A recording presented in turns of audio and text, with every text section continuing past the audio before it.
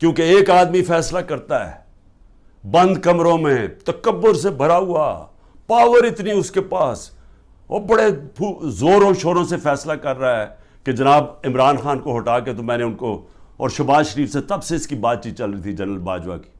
اب تو آج خواجہ آصف کا بیان آ گیا کہ ابھی ایک سال میری گورنمنٹ کو نہیں ہوا تھا، وہ کہتا تب سے سوچ رہا تھا کہ اس کو گرانے کا. بھئی تمہیں اس کی حیثیت کیا تھی؟ الیکٹ کر کے میں آیا ہوں، پبلک کے ووٹ سے میں آیا ہوں، ذمہ داری میری ہے، لیکن اس نے فیصلہ کر لیا.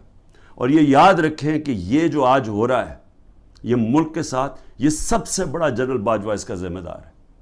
آپ کو پتہ ہے کہ جو ہم نے IMF میرے پاس آئی ملنے ہیں، جو ہم نے، کیونکہ گورنمنٹ ڈیفالٹ کرنے جا رہی تھی اس لیے ان کو یہ $3 ارب IMF کا چاہیے تھا. IMF کی سٹینڈ بائی اگریمنٹ کی اس لیے ضرورت ہے کہ ہم ڈیفالٹ کرنے جا رہے ہیں. ڈیفالٹ